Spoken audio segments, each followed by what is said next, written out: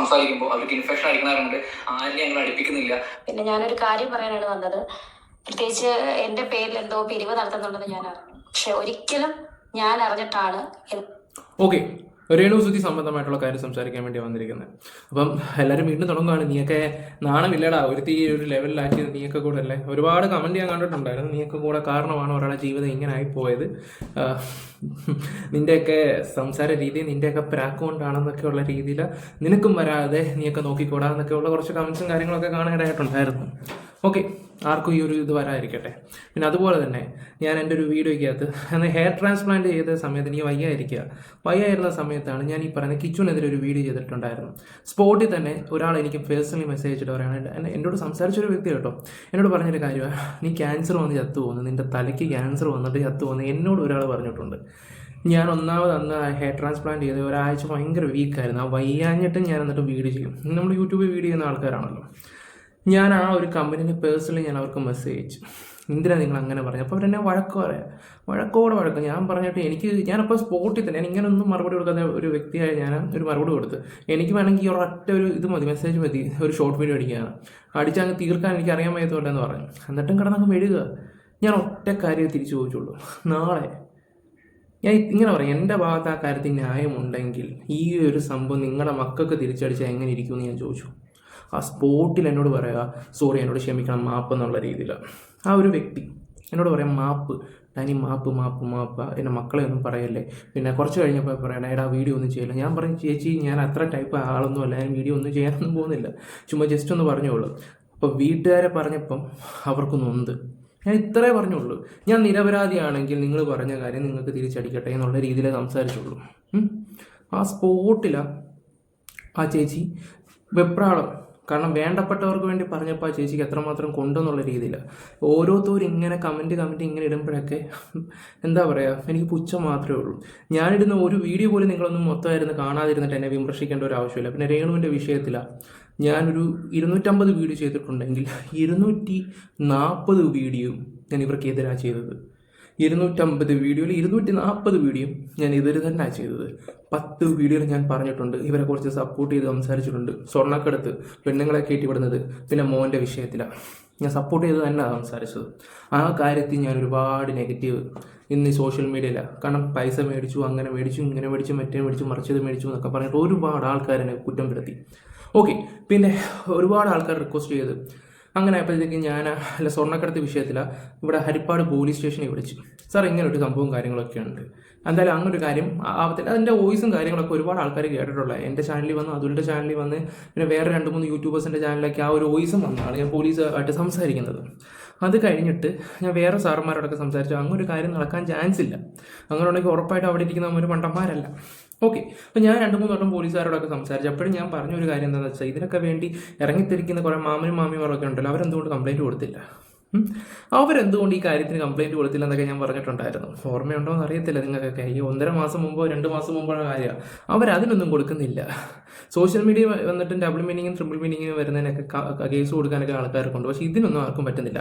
പക്ഷെ അവർ ചെയ്തത് എന്താണെന്ന് വെച്ചാൽ, ആ ഗ്രൂപ്പുകാർ ചെയ്തത് 50ഓളം 60ഓളം ഗ്രൂപ്പിനകത്ത് മെയിൽ അയപ്പിച്ച്, അതായത് ഗ്രൂപ്പിൽ ആൾക്കാരെ ആഡ് ചെയ്ത് അവരെ കൊണ്ട് മെയിൽ അയപ്പിച്ച് കഴിഞ്ഞിട്ട് ഇവർ എയർപോർട്ടിൽ ചെന്ന സമയത്ത് 6 മണിക്കൂർ ചെക്ക് ചെയ്തു. അതെന്ന് വെച്ചാൽ ഡ്രസ്സ് അയച്ച്, അതെങ്ങനെ എനിക്ക് നിങ്ങളോട് പറയണമെന്ന് അറിയാൻ പറ്റത്തില്ല. അതുപോലെ ഈ പറയുന്ന രേണുവിനെ അവർ ചെക്ക് ചെയ്തിട്ടാണ് ഇവിടെ. എന്നിട്ട് ഒരു പഴം പോലും കിട്ടിയില്ല. അറിയാമല്ലോ സ്വർണ്ണക്കടത്തിൻ്റെ കാര്യത്തിൽ എവിടൊക്കെ ഏതൊക്കെ സാമാനത്തിലാണ് എങ്ങോട്ടൊക്കെയാണ് വെച്ചുകൊണ്ട് പോകുന്നത്. അതുവരെ പറഞ്ഞിട്ടുള്ളത് കാര്യങ്ങൾ എല്ലാവർക്കും അറിയില്ല. സ്വർണ്ണം കടത്തുന്ന കാര്യങ്ങളൊക്കെ എവിടെ പോയി? എയർപോർട്ടുകാരെല്ലാവരും ചെക്ക് ചെയ്ത് നോക്കി. എന്നിട്ട് എന്തേ? ഒരുപാട് കഥകൾ. ഏതോ ഒരുത്തി വന്നിട്ട് വോയിസ് ഇടുന്നു, അതാകുമ്പം അതേതോ ഒരു തെരുവിലെ ഒരുത്തി വന്നിട്ട് കമൻറ്റ്, അത് വിശ്വസിക്കാൻ ഒരുപാട് ആൾക്കാർ, കൈ കൊട്ടാൻ വേണ്ടി ഒരുപാട് ആൾക്കാരുണ്ടായിരുന്നു. ഞാൻ ആ സ്വർണ്ണക്കടത്തിൻ്റെ ഒക്കെ കേസ് കേട്ടില്ല. ഞാൻ സത്യസന്ധമായിട്ട് ഞാൻ ഇവരുടെ കൂടെ നിന്നിട്ടുള്ളൊരു വ്യക്തി തന്നെ. ഉള്ള കാര്യം തുറന്നു പറയാമല്ലോ, അത് എനിക്കും അതുലിനും ഒക്കെ അറിയാവുന്നൊരു കേസ് കേട്ടാണ്. ഞങ്ങൾ ആ വീഡിയോ പറഞ്ഞപ്പോൾ പലവരും പറഞ്ഞിട്ടുണ്ട്, ഡാനിയാണ് അതുലിനെ വഷളാക്കുന്നത് എന്നുള്ള രീതിയിലാണ്. അതൊന്നും ഒരു മാറ്ററേ അല്ല. പക്ഷെ സത്യം നിങ്ങളത് മനസ്സിലാക്കണം. ആ ഒരു കാര്യത്തിൽ ഇപ്പോഴും കുറേ ആൾക്കാർക്ക് ബോധം ഉദിച്ചിട്ടുണ്ട് ആ ഒരു വിഷയത്തിൽ. ഞങ്ങൾ വീഡിയോ വന്ന് പറയുന്ന കാര്യങ്ങൾ കറക്റ്റ് കാര്യങ്ങൾ മാത്രമേ ഉള്ളൂ. വിമർശിക്കേണ്ടടുത്ത് വിമർശിച്ചിട്ടുണ്ട്, നല്ലത് പറയേണ്ടടുത്ത് നല്ലതും പറഞ്ഞിട്ടുണ്ട്. പക്ഷെ അത് ആരും കേൾക്കത്തില്ല. കാരണം ഈ സ്ത്രീയെ നെഗറ്റീവ് പറയുന്ന ആൾക്കാർക്ക് ഇഷ്ടം. കാരണം അത് എനിക്ക് തോന്നുന്നു ഒരു 90%, 95% അതിന് ഏറ്റവും കൂടുതൽ കാരണക്കാർ ഞങ്ങളൊക്കെ തന്നെ ഉള്ള കാര്യം പറയല്ലോ. എനിക്ക് തോന്നുന്നു ഈ വ്യക്തി ആദ്യം നെഗറ്റീവ് സോഷ്യൽ മീഡിയ പറയുന്നത് എൻ്റെ അറിവിൽ ഞാൻ മാത്രമേ ഉള്ളായിരുന്നു. 2024 കാര്യമാണ് ഞാനീ പറയുന്നത്. ഓക്കെ, ഇപ്പം നമുക്ക് കാര്യത്തിലോട്ട് കിടക്കാം. പിന്നെ ഒരു കാര്യം ഞാൻ ഇപ്പോഴും പറയുന്നുണ്ട്, അന്ന് ചെയ്ത ഇപ്പോൾ ഒരു എക്സാമ്പിൾ 250 വീഡിയോയുടെ കാര്യം പറഞ്ഞില്ലേ, ആ 250 കാര്യത്തിലും 40 വീഡിയോയിലും എനിക്ക് ശരിയായിട്ടാണ് തോന്നിയത്. അതെല്ലാം ഞാൻ വിമർശിച്ച് സംസാരിച്ചിട്ടുണ്ട്. 10 വീഡിയോയിൽ ഇവരുടെ ഭാഗത്ത് ന്യായമുണ്ട്. ആ ന്യായത്തിനെ കുറിച്ച് ഞാൻ സംസാരിച്ചിട്ടുണ്ടായിരുന്നു. പിന്നെ മോൻ എന്ന് പറഞ്ഞൊരു വ്യക്തിയെ കുറിച്ച് ഞാൻ പറഞ്ഞിട്ടുണ്ടായിരുന്നു. ആ സമയത്ത് എന്നെ എല്ലാവരും തേറി പറഞ്ഞു. ഇവിടെ എല്ലാവരും പറഞ്ഞൊരു കാര്യം, കൊച്ചു ചേർക്കനല്ലേ, തിരുത്ത്, ഒരു അവസരം കൊടുക്ക്. ഞാനൊന്നും പറയുന്നില്ല. ലൈക്ക് അവന് സപ്പോർട്ട് ചെയ്ത് സംസാരിക്കുന്ന വ്ളോഗേഴ്സ് വരെ പറഞ്ഞിട്ടുണ്ട്, എടാ നീ പറഞ്ഞ കാര്യങ്ങളെല്ലാം ശരിയാടാ, എല്ലാ കാര്യങ്ങളും കറക്റ്റ് കാര്യങ്ങളാണ്. പക്ഷെ എന്തുകൊണ്ട് ഇവരാരും പറയുന്നില്ല? സബ് ഇറങ്ങിപ്പോവും, അത് ഇത് മറ്റേത് മറിച്ച് ഇതൊക്കെ. ബലിയാടായത് 3-4 ആൾക്കാർ, അവസാനം ഒരു പേര് ദോഷവും പൈസ മേടിച്ചെന്നും പറഞ്ഞുള്ള രീതിയിലാണ്. കൊള്ളാം. പിന്നെ സോഷ്യൽ മീഡിയ അല്ലേ, കമൻറ്റ് ഇടുന്നവർ ഇരട്ടെ, അത്രയേ ഉള്ളൂ.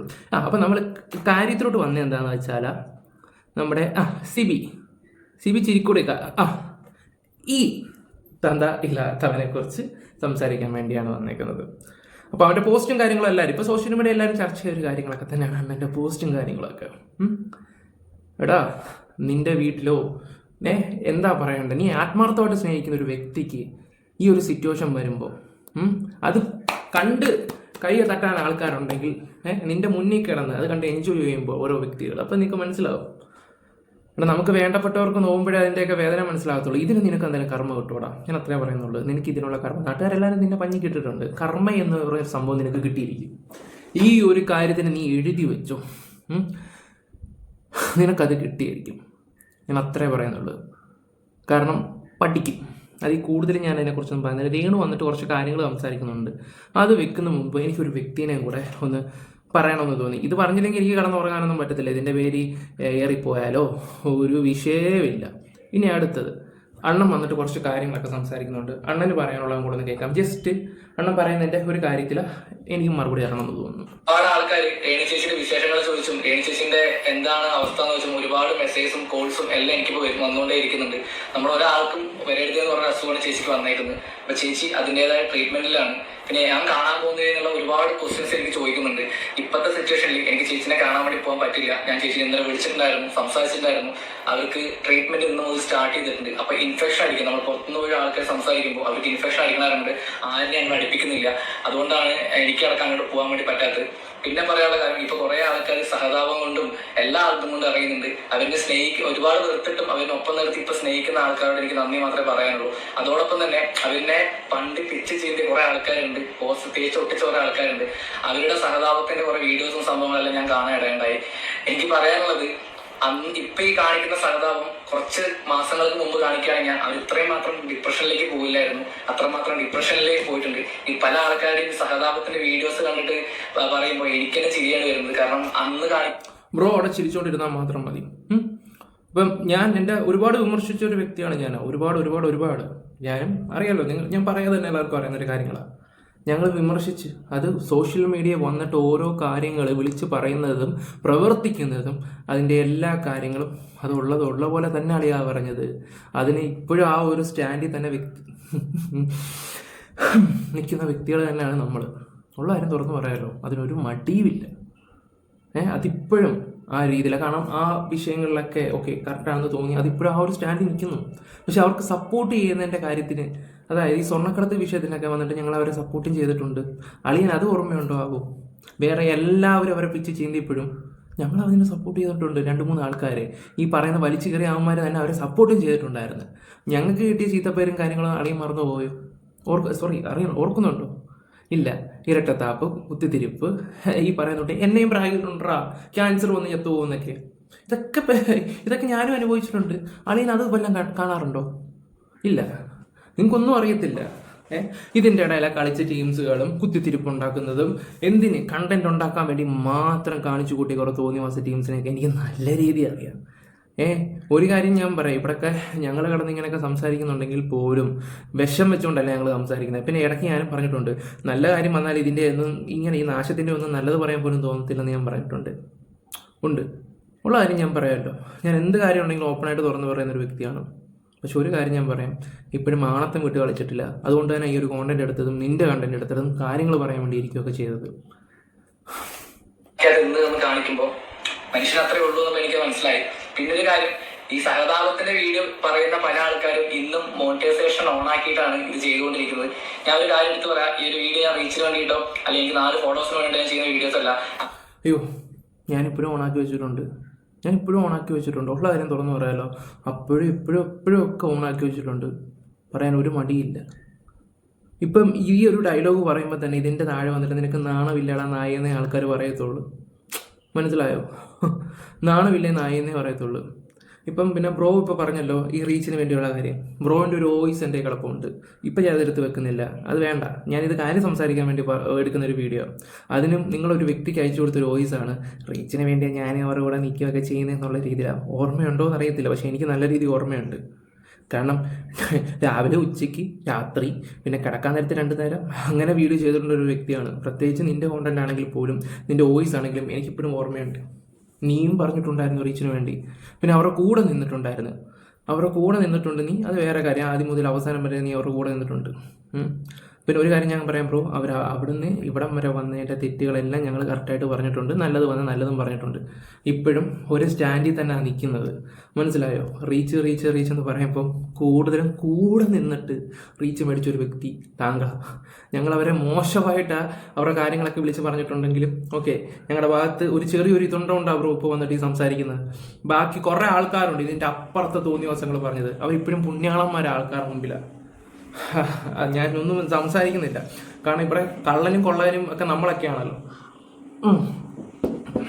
അങ്ങനെ വീഡിയോസ് റീച്ച് വേണ്ടി ചെയ്യാൻ എനിക്ക് ശേഷിയായിട്ടുള്ള വീഡിയോസ് ഒരുപാട് ഇപ്പോഴും കഴിയുന്നുണ്ട്. എനിക്ക് ഈ സമയത്ത് ട്രെൻഡ് ഇതാണെന്ന് പറഞ്ഞിട്ട് എടുത്തിട്ടാൽ മതി, അത്യാവശ്യം നല്ല രീതിയിലുള്ള വ്യൂവേഴ്സ് എല്ലാം കയറും. എനിക്ക് ഈ ഒരു കാര്യത്തിനെ കുറിച്ചോ ഈ ഒരു ടോപ്പിക്കിനെ കുറിച്ചോ എനിക്ക് 10-15 വീഡിയോ എടുത്തിട്ട് റീച്ച് ഉണ്ടാക്കുന്ന കാര്യം എനിക്കില്ല. ഈ ഒരു വീഡിയോ എനിക്ക് പറയാനുള്ളത്, എന്നെ സ്നേഹിക്കുന്ന ആൾക്കാരാണ് ശരി, ആ ചേച്ചിനെ സ്നേഹിക്കുന്ന ആൾക്കാരാണ് ശരി, അവർക്ക് ഈ കാര്യം അറിയാൻ വേണ്ടിയിട്ടാണ്. ഒരുപാട് ആൾക്കാരുടെ മെസ്സേജാണ് കാണാൻ പോകുന്നില്ല എന്നുള്ള കാര്യം, ബാക്കിയുള്ള സംഭവങ്ങളെല്ലാം ചോദിച്ചിട്ട്. അപ്പോൾ സിറ്റുവേഷൻ ഇതാണ്, കാണാൻ വേണ്ടി പോകാൻ പറ്റത്തില്ല, കാരണം ഇൻഫെക്ഷൻ അടിക്കും. അപ്പോൾ നല്ല രീതിക്ക് അവർക്ക് കെയർ ചെയ്യേണ്ട സമയമാണ്. അവരവരുടെ വീട്ടിലിരുന്നിട്ട് കെയർ ചെയ്യുന്നുണ്ട്, അല്ലെങ്കിൽ ഹോസ്പിറ്റലായിട്ട് കെയർ ചെയ്യുന്നുണ്ട്. അപ്പോൾ എല്ലാം ഒന്ന് മാറിയതിനു ശേഷം മാത്രമേ ഞാൻ അടക്കം പോയി കാണാൻ വേണ്ടി എനിക്ക് പറ്റത്തുള്ളൂ.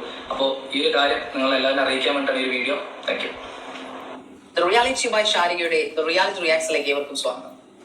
ഈ റിയാക്ഷൻ ഞാൻ എന്റെ രേണുസുതിക്ക് വേണ്ടിയിട്ട്, എന്റെ രേണുവിന് വേണ്ടിയിട്ട് ഡെഡിക്കേറ്റ് ചെയ്യും. കാരണം അവളിന്ന് കരയുവാണ്, വേദന കൊണ്ട്, ചികിത്സയുടെ വേദന കൊണ്ട് അവൾ ഓരോ നിമിഷവും നീർനിറി പുകയുവാണ്. ആ വേദന കേൾക്കുന്നവർ അവളെ അടുത്ത് നിൽക്കുന്നവർക്ക് മാത്രമേ വേദന കേൾക്കാൻ സാധിക്കത്തുള്ളൂ. ആ വേദന എന്താണ്, എങ്ങനെ ആണെന്നൊക്കെ എനിക്ക് മനസ്സിലാക്കാൻ പറ്റുമൊക്കെ ചെയ്യും ചേച്ചി. ആ ഒരു വേദന ഓക്കെ, ഞാൻ ഇവരെയും കൂടെ വീഡിയോ വെക്കാം. അത് കഴിഞ്ഞിട്ട് ആ രേണു പറയുന്നതിൻ്റെ ഒരു വീഡിയോ കൂടെ നിങ്ങൾക്ക് സൈഡിൽ വെച്ചുതരാം. ആ വേദന എന്താണെന്ന് നല്ല രീതിയിൽ മനസ്സിലാക്കിയ ഒരു വ്യക്തിയാണ് ഞാൻ. ഓക്കെ, ഞാൻ അതിനെക്കുറിച്ചൊന്നും കൂടുതലൊന്നും സംസാരിക്കുന്നില്ല. കുറേ കാര്യങ്ങളൊക്കെ ഒരു മൂലയ്ക്ക് ഇരിക്കട്ടെ, അതായിരിക്കും കുറച്ചും കൂടെ നല്ലതെന്ന് എനിക്ക് തോന്നുന്നുണ്ട്. സമയമാകുമ്പോൾ, എന്തെങ്കിലും ഒരു ദിവസം സമയമാകുമ്പോൾ അത് പുറത്ത് വരേണ്ട ആണെങ്കിൽ അത് പുറത്ത് വന്നോളൂ. അത് അവിടെ തന്നെ നിൽക്കട്ടെ. ഇപ്പം എൻ്റെ കമൻറ്റ് ബോക്സിൽ വന്ന് എന്നെ തന്തയ്ക്ക് വിളിക്കുന്നവരാണെങ്കിൽ പോലും എന്താ പറയണ്ടേ, എല്ലാ കാര്യങ്ങളൊന്നും നിങ്ങൾക്കൊന്നും അറിയത്തില്ല. നമ്മുടെ ഒരു വീഡിയോ കാണുന്നവർക്ക് മാത്രമേ അറിയത്തുള്ളൂ. എല്ലാ കാര്യങ്ങളൊന്നും ആർക്കും ഒന്നും അറിയത്തില്ല. ചേച്ചി പറ സമയം കളയാർക്കോ മഞ്ഞപത്രക്കാർക്കോ കമന്റോടുകൾക്കോ ഇതൊന്നും കേൾക്കാൻ സാധിക്കത്തില്ല. അത് കേൾക്കുന്ന ഒരാളിൽ ഒരുവളാണ് ഞാനും. അവൾ എല്ലാ ദിവസവും ഞാൻ വിളിക്കാറുണ്ട്, എല്ലാ ദിവസവും വീഡിയോ, മിക്ക ദിവസങ്ങളിലും അവൾക്ക് പറ്റുമ്പോഴേക്കും അവൾ വീഡിയോകൾ ചെയ്യുന്നുണ്ട്. ഇന്നും വീഡിയോ കോൾ ചെയ്തിരുന്നു. അവളുടെ വേദന കണ്ടിട്ട് സഹിക്കാൻ പറ്റാതാണ് ഞാൻ വീഡിയോ കോൾ കട്ട് ചെയ്തു. അത്രയും വേദന ആ കുട്ടി തിന്നുന്നുണ്ട്. രേണുവിന് അസുഖം ഉണ്ടായിരുന്നെന്ന് രേണു എന്നോട് പറഞ്ഞിട്ടുണ്ട്. അതെനിക്ക് ലോകത്തോട് വിളിച്ചു പറയേണ്ട കാര്യം ഉണ്ടായിരുന്നില്ല. രേണുവിനെ ഏറ്റവും അടുത്തറിയാവുന്ന ഈ സത്യങ്ങൾ അറിയാവുന്ന കൂട്ടത്തിൽ ഒരാൾ ഈ ശാരികയുമാണ്. ഹോട്ട് സീറ്റിന് ശേഷം ബിഗ് ബോസിൽ വന്ന് ഞങ്ങൾ നല്ല സുഹൃത്തുക്കളായി മാറി. അവർക്കെതിരെ വരുന്ന ആരോപണങ്ങൾക്ക് നീതി എന്ന് തോന്നുന്നതൊക്കെ ഞാൻ സപ്പോർട്ട് ചെയ്തിട്ടുണ്ട്. അതിന് എന്നും കൂടുതൽ ആൾക്കാരും ആണും പെണ്ണും ഉൾപ്പെടെ എന്നെ വിമർശിക്കുകയാണ് ചെയ്തിട്ടുള്ളത്. നിങ്ങളൊരു നല്ല സ്ത്രീയാണ്, നിങ്ങൾക്കൊരു ഡിഗ്നിറ്റി ഉണ്ട്, നിങ്ങൾ എന്തിനാണ് ആ രേണുസുനയുടെ പുറകെ പോകുന്നത്, രേണുസുതിയുടെ പുറകെ പോകുന്നത്, രേഷ്മ പി തങ്കച്ചന്റെ പുറകെ, അങ്ങനെ വിമർശനങ്ങൾ എന്ന് പറഞ്ഞാൽ അത് മാന്യമായി പോകും. അതിന് ക്രൂരമായ വാക്കുകൾ. അന്നും ഇന്നും ഞാൻ നിങ്ങളോട് ഒറ്റ കാര്യം പറഞ്ഞിട്ടുള്ളൂ. അവർ രാജ്യദ്രോഹ കുറ്റം ചെയ്തിട്ടില്ല, അവര് പ്രോസ്റ്റിറ്റ്യൂഷൻ ചെയ്തിട്ടില്ല. പ്രോസ്റ്റിറ്റ്യൂഷൻ ഓരോരുത്തർ ഫ്രീഡമാണ്, അത് നമുക്ക് പറയാൻ റൈറ്റ് ഇല്ല. എങ്കിലും ഞാൻ പറയുവാണ്, നമ്മുടെ സദാചാരങ്ങളോടായി പറയുന്നത്. അവരാരുടെ മുമ്പിൽ തുണി പറിച്ച് ആടിയിട്ടില്ല, അവര് ക്യാമറ കളിക്കുന്നില്ല, പിന്നെ അവര് മതസ്പർദ്ധ നടത്തിയിട്ടില്ല. എന്റെ അറിവിൽ ഇന്നേ വരെ ഒരു മീഡിയയിലും വന്ന് അവരത് പറഞ്ഞിട്ടുമില്ല. ജാതി പറയുകയോ മതം പറയുകയോ ഒന്നും ചെയ്തിട്ടില്ല. അവർക്ക് ഇഷ്ടമുള്ള സാധനം അവർ ചെയ്ത് ജീവിച്ചു, അത്ര തന്നെ. അത് മാത്രമാണ് രേണുസുതി ചെയ്തത്. ജീവിക്കാൻ വേണ്ടി കെട്ടിയാടിയ ഒരു മുഖം, ആ മുഖം അവർ തന്നെ അഴിച്ചു വെച്ചു. അത് എന്തിനായിരുന്നു എന്ന് അവർ പറഞ്ഞു കഴിഞ്ഞു. ഇനിയെങ്കിലും നിർത്തിക്കൂടെ? എന്റെ കമന്റ്സ്, ഞാൻ അവരെ സപ്പോർട്ട് ചെയ്ത പല വീഡിയോകളുടെ താഴെയും ഇന്നും വന്ന് നന്നായി പോയി, അവൾക്ക് ഇങ്ങനെ തന്നെ വേണം, അവൾ കൂത്താടിയെന്ന് കാണിക്കാൻ സംഭവിച്ചു, എങ്ങനെ സാധിക്കുന്നു? ഇപ്പോഴും കമന്റ് ബോക്സിൽ അങ്ങനെ വരുന്നുണ്ട്. ഇപ്പോഴും സ്ത്രീകളാണെങ്കിൽ പോലും വന്നിട്ട് കമന്റും കാര്യങ്ങളും ഒക്കെ ചെയ്യുന്നുണ്ട്. പെട്ടെന്നൊന്ന് സുധീരെ എടുത്തിട്ട് പോയാൽ മാത്രം മതി എന്നുള്ള രീതിയിലാണ്. എടാ ഇവിടെ ആരാടാ വശം? ഞങ്ങളാണോ വശം, അതോ നിങ്ങളെപ്പോലുള്ള ആൾക്കാരോ? ചിലതൊക്കെ പ്രൊഫൈലൊക്കെ ഒറിജിനൽ പ്രൊഫൈലിൽ നിന്നൊക്കെ, പിന്നെ അതെടുത്തൊക്കെ എന്തിനാ വെറുതെ അതൊക്കെ എടുത്തിട്ട് ഇനി അതൊന്നും ഞാനത് പറയുന്നില്ല അതിനെക്കുറിച്ചൊക്കെ. ഓക്കെ, ഇനി മറ്റേ പൂക്കാവടി മോനുണ്ടല്ലോ, എന്തോ അവൻ്റെ പേര്, ചിരിക്കൊടുക്ക. എൻ്റെ പൊന്നി ചിരിക്കൊടുക്കേ, എന്തായാലും നിൻ്റെ മൈൻഡ് സെറ്റ് കൊള്ളാമല്ലോ. ഓക്കെ, ഇനി ഞാൻ രേണു പറയുന്ന ഒരു വീഡിയോ കൂടെ നിൽക്കുമെന്ന് വെച്ചുതരാം. ഒരു കാര്യം ഞാൻ പറയാം, ഇപ്പോഴും ഞാൻ തുറന്നടിച്ച് പറയുന്നൊരു കാര്യം, ഇവർ ആ ഒരു കേസിൽ നിരപരാധിയാണ്. സ്വർണ്ണക്കടത്ത് കേസിലാണ്. ഇതിലൊക്കെ ഈ വോയിസൊക്കെ കൊണ്ടുവന്നതൊക്കെ കുറേ കള്ളങ്ങളുണ്ട്. ഈ ദുബായിലും അവിടെ ഇവിടെയൊക്കെ പെണ്ണുങ്ങളെ കയറ്റി അയക്കുക, അതിൻ്റെയൊക്കെ മെയിൻ കണ്ണിയാണ്. ഇപ്പോൾ വേണ്ട ദിയാസനയാണ് പറയുന്നത്. രേണു പോയി കഴിഞ്ഞപ്പോൾ ദിയാസനയുടെ മുട്ടൊക്കെ കുറ്റവും കാര്യങ്ങളൊക്കെ. മനസ്സിലാക്കുന്നവർ മനസ്സിലാക്കട്ടെ. പിന്നെ ഇവിടുത്തെ ഓഡിയൻസിൻ്റെ കാര്യമൊന്നും പറയാൻ പറ്റത്തില്ല. ഇന്ന് രേണുവിനെ സപ്പോർട്ട് ചെയ്യുന്നവർ നാളെ ഞങ്ങൾക്ക് സപ്പോർട്ട് ചെയ്യും. അങ്ങനെ മാറി നിൽക്കുന്ന കുറച്ച് ആൾക്കാരുണ്ട്. ആത്മാർത്ഥമായിട്ടുള്ളൊരു 10 പേരുണ്ട്. അങ്ങനെ കുറേ ആൾക്കാരുണ്ട്. ഓക്കെ, ഇപ്പോഴും ഞാനൊരു കാര്യം പറയാം, ഞങ്ങളുടെയൊക്കെ ഭാഗത്ത് തെറ്റുകളൊക്കെ ഉണ്ടെങ്കിൽ ഞങ്ങളത് വന്ന് പറഞ്ഞിട്ടുമുണ്ട്. പിന്നെ ഇവർക്ക് വേണ്ടി നല്ലതും പറഞ്ഞിട്ടുണ്ട്. ഞങ്ങൾ മനസ്സിൽ വിഷം വെച്ചുകൊണ്ടിരിക്കുന്നതും പ്രതികാരം കിട്ടാൻ വേണ്ടി ഇങ്ങനെ നിൽക്കുന്ന കുറേ ആൾക്കാരുണ്ട്. കഴുകന്മാരെ പോലെ ഇരിക്കുന്ന കുറേ ആൾക്കാരൊക്കെ ഉണ്ട്. അപ്പുറത്തെ സൈഡിലാണ് അവനെയും പിടിച്ചുകൊണ്ട് കിച്ചുവിനെയും പിടിച്ചുകൊണ്ട്. അതൊക്കെ എന്തെങ്കിലും ഒരു ദിവസം മനസ്സിലാവും. അതൊക്കെ മനസ്സിലാവും. ഞാൻ ഇത്രയും കോൺഫിഡൻസോടെ ഈ ഒരു വീഡിയോ പറയുന്നതിൻ്റെ കാരണം സത്യം എനിക്ക് അറിയാവുന്നതുകൊണ്ട് മാത്രമാണ്. ഒരുപാട് കാര്യങ്ങൾ അറിയാത്തവരൊക്കെ ഉണ്ട്. ഓക്കെ, എന്നാലും നമുക്ക് ഈ ഒരു വീഡിയോ കൂടെ വെക്കാം. ഞാൻ അറിഞ്ഞിട്ടല്ല, എന്റെ സമ്മതത്തോട് കൂടിയല്ല, മനസ്സിലായോ?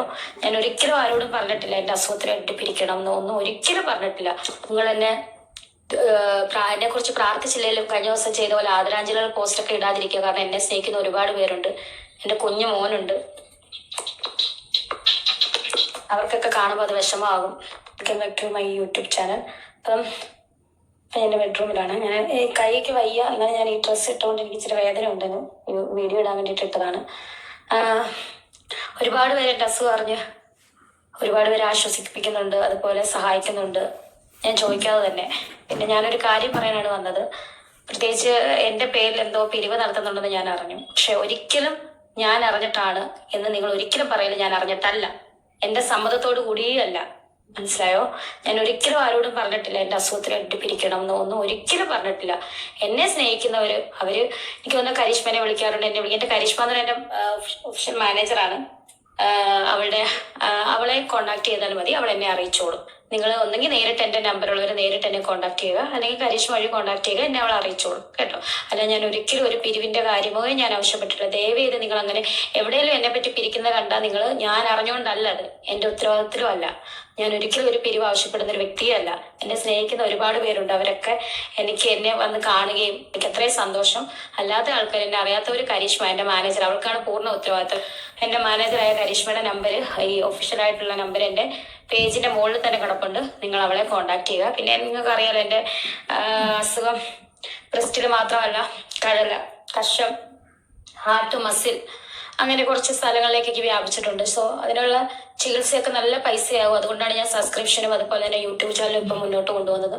സബ്സ്ക്രിപ്ഷൻ അതുപോലെ തന്നെ കിടപ്പുണ്ട്, ഞാനൊന്നും വിടുന്നില്ല. എല്ലാവർക്കും അറിയാലോ, എൻ്റെ അവസ്ഥ അറിയാലോ. അപ്പം ഞാൻ യൂട്യൂബ് ചാനലുമായിട്ട് എൻ്റെ അപ്ഡേഷൻസും കാര്യങ്ങളും തരുന്നത് തന്നെ എനിക്ക് ആ ഒരു പൈസയുടെ ആവശ്യത്തിന് വേണ്ടി മാത്രമാണ്. കാരണം എനിക്ക് ഇപ്പം ജോലി ചെയ്യാൻ പറ്റത്തില്ല. എനിക്ക് പൈസ ഉണ്ടെങ്കിൽ എനിക്ക് തുടർ ചികിത്സകളൊക്കെ നടത്താൻ പറ്റത്തുള്ളൂ. നല്ല പൈസ ആവും, നിങ്ങൾക്ക് അറിയാമല്ലോ. അപ്പം അതായിട്ട് നമുക്കത് തികയൊന്നും അറിയില്ല, ഉറക്കം വരുത്. അപ്പം ഒരുപാട് സ്നേഹമുള്ള ആളുകൾ എന്നെ കാണാൻ വന്നു. എനിക്കതിൽ ഒരു ദൂരെ നിന്ന് രേണു ഞങ്ങളുണ്ട്, അല്ലെങ്കിൽ ഇവിടെ വന്ന് എന്നെ ഒന്ന് കാണുമ്പോൾ എനിക്കുണ്ടാകുന്നൊരു സന്തോഷം, അതെന്റെ ജീവിതത്തിൽ പറഞ്ഞറിയിക്കാൻ പറ്റാത്ത സന്തോഷം. ഒരാൾ വന്നാൽ ഒരാൾ വന്നില്ല, അവരുടെ പേര് പറഞ്ഞില്ലെന്ന് പറയും. ഇപ്പോൾ ഒരു പ്രധാനപ്പെട്ട എൻ്റെ എന്താ പറയാ മാനേജറൊക്കെ വന്നു, എൻ്റെ കരിഷ്മയൊക്കെ വന്നു, അത് മാത്രം പറയാലോ. ബാക്കി ഒരുപാട് പേര് നല്ല ആൾക്കാർ വന്നു, എന്നെ സ്നേഹിക്കുന്നവർ വന്നു. പക്ഷെ അതൊന്നും പറയുന്നില്ല. കാരണം ഒരാളുടെ പേര് പറഞ്ഞ ഒരാളുടെ പേര് പറഞ്ഞില്ലെന്ന് പറയാം. അതുകൊണ്ടാണ് ഒരുപാട് പേര് വന്നു എനിക്ക് ഒത്തിരി സന്തോഷമായി. എന്നെ ഇത്രത്തോളം ജനങ്ങൾ സ്നേഹിക്കുന്നുണ്ടല്ലോ, കരുതുന്നുണ്ടല്ലോ എന്നറിഞ്ഞപ്പം. എൻ്റെ ജീവിതത്തിലെ പ്രയാസഘട്ടത്തിലാണ് ഞാൻ കടന്നു പോകുന്നത്. സത്യം പറഞ്ഞ ഹോസ്പിറ്റലിൽ പോകുമ്പോൾ ഒരുപാട് പേരെന്നെ ചേർത്ത് നിർത്താൻ ആളുകളുണ്ട്, രോഗികളായാലും കൂടെ നിൽക്കുന്നവരായാലും ഒക്കെ. എൻ്റെ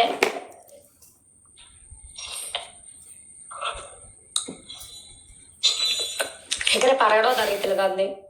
ഒരുപാട് പേര് വിളിച്ച് എന്നെ ചോദിക്കുന്നുണ്ട്, സഹായിക്കുന്ന മീൻസ് സ്നേഹിതരായിട്ടും ഒക്കെ. അവരുള്ള പോലെ എൻ്റെ കയ്യിൽ എന്തെങ്കിലും വെച്ച് അതിനൊരു മരുന്ന് മേടിക്കാൻ പറയുന്നുണ്ട്. അതൊക്കെ എൻ്റെ ലൈഫിൽ ഏറ്റവും വലിയ സന്തോഷമാണ്. പക്ഷേ ഞാൻ എങ്ങും പിരിവ് നടത്താൻ പറഞ്ഞിട്ടില്ല.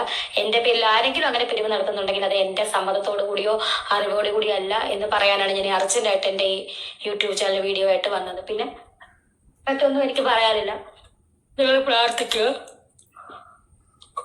മുന്നോട്ട് പോകാൻ പറ്റിയിട്ട് എനിക്ക് ധൈര്യം നൽകാൻ നിങ്ങൾ മറ്റൊന്നും എനിക്ക് പറയാനില്ല. നിങ്ങൾ പ്രാർത്ഥിക്കുക, എനിക്ക് മുന്നോട്ട് പോകാനുള്ള ധൈര്യത്തിന് വേണ്ടി പ്രാർത്ഥിക്കുക. വേറെ കൂടുതലായിട്ട് എനിക്കൊന്നും പറയാനില്ല. പിക് ലൈനിന്റെ ഒരു വേദനയും കാര്യങ്ങളൊക്കെ ഉണ്ട്. ഞാൻ മൂടിയിട്ടേക്കുവാണ്, ഡ്രസ് ചെയ്യുന്നുണ്ട്. അതിന്റെ ഈ നമ്മൾ പറയുന്ന പോലെ മെഡിക്കൽ കോളേജ് ചിലവില്ലെന്നൊന്നും പറയില്ല, നല്ല ചിലവുണ്ട്. ഈ ട്രീറ്റ്മെന്റിന് നിങ്ങൾക്കറിയാം, ക്യാൻസർ രോഗികളായിട്ടുള്ള ആരെങ്കിലും എവിടെയെങ്കിലും ഇവിടെ ഇരുന്ന് ഈ വീഡിയോ കാണുന്നുണ്ടെങ്കിൽ അവർക്ക് വീട്ടുകാർക്കും അവരുടെ വീട്ടുകാർക്കും അവർക്കൊക്കെ അറിയാം നല്ല ചിലവുണ്ട്. വെറുതെ ഒന്നും മെഡിസിൻസും കാര്യങ്ങളും അതുപോലെ ട്യൂബും കാര്യങ്ങളൊക്കെ ഒരുപാട് ചിലവുണ്ട്. അപ്പൊ അതിനൊക്കെ എനിക്ക് പൈസ വേണം. അപ്പൊ നിങ്ങൾ കൂടുതലും എൻ്റെ സബ്സ്ക്രിപ്ഷനും അതുപോലെ എൻ്റെ യൂട്യൂബ് ചാനലും ഒക്കെ നിങ്ങൾ സബ്സ്ക്രൈബ് ചെയ്യുക. എനിക്ക് നിങ്ങളെപ്പോലെ തന്നെ പഴയ പോലെ തന്നെ മിടുക്കി കുട്ടിയായിട്ട് ഓടി നടക്കാൻ എനിക്കും ആഗ്രഹമുണ്ട്. നിങ്ങൾ എന്നെ എന്താ പറയാ, കഴിഞ്ഞ ദിവസം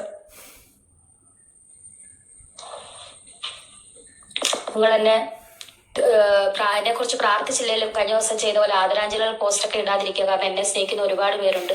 എൻ്റെ കുഞ്ഞു മോനുണ്ട്, അവർക്കൊക്കെ കാണുമ്പോൾ അത് വിഷമമാകും. ഓക്കെ, അപ്പം അവർ യൂട്യൂബ് ചാനലിൻ്റെ കാര്യങ്ങളൊക്കെ സംസാരിക്കുന്നുണ്ട്. എല്ലാവരും ഞാനിപ്പം വീഡിയോസൊക്കെ ഇരുന്ന് കാണുകയൊക്കെ ചെയ്യും, ഞാൻ കാണും, അമ്മയൊക്കെ ഇരുന്ന് കാണുകയൊക്കെ ചെയ്യും. പിന്നെ ഇപ്പം എന്താ പറയുക, ആർക്കും ഈ ഒരു അവസ്ഥ വരാതിരിക്കട്ടെ, ശത്രുക്കൾക്കാണെങ്കിൽ പോലും വരാതിരിക്കട്ടെ. അപ്പം ഞാനിവിടെ വന്ന് പറയുമ്പോഴൊക്കെ എല്ലാവരും എന്നെ കുറ്റപ്പെടുത്തത്തേ ഉള്ളൂ. എനിക്കറിയാം 100% എന്നെ കുറ്റപ്പെടുത്തത്തേ ഉള്ളൂ. ഇത്രയും നാളും എന്താ പറയണ്ടേ, ഇത്രയും നാളുമൊക്കെ നീയൊക്കെ കുറേ ഉണ്ടാക്കിയില്ലടാ എന്നൊക്കെ കിടന്നവർക്ക് ഒരുപാട് ആൾക്കാർ പറയും. എന്താ പറയുക, ഇത് കണ്ടതിന് ശേഷം എനിക്കൊന്നും പറയാനും പറ്റുന്നില്ല. എന്തായാലും അവരിപ്പം പറയുന്ന പോലെ തന്നെ ഒരു മെഡിക്കൽ കുട്ടിയായിട്ട് തന്നെ തിരിച്ചു വരട്ടെ സോഷ്യൽ മീഡിയയിലോ എല്ലാ കാര്യത്തിലും നല്ല സ്ട്രോങ് ആയിട്ട് നിൽക്കുകയും ചെയ്യട്ടെ. പിന്നെ കുറച്ച് കാര്യങ്ങളൊക്കെ ഉണ്ട്, അതിപ്പോഴല്ല, സമയം പോലെ നിങ്ങളെ അറിയിക്കാം. എല്ലാ കാര്യങ്ങളൊന്നും എനിക്ക് നിങ്ങളോട് പറയാനൊന്നും പറ്റില്ല. അങ്ങനെ കുറേ കാര്യങ്ങളൊക്കെ ഉണ്ട്. ഇപ്പോഴും ഞാനൊരു കാര്യം തുറന്ന് പറയാം, ആ ഒരു കേസ് കേട്ടിൽ അവർ നിരപരാധിയാണ്. ഈ പെണ്ണുങ്ങളെ കൊണ്ടുപോകുന്നതിൻ്റെയും ഇതിൻ്റെയും ഒക്കെ അതൊക്കെ മനഃപൂർവ്വം കെട്ടിച്ചമച്ചതാണ്. അത് വിശ്വസിക്കണേ നിങ്ങൾ.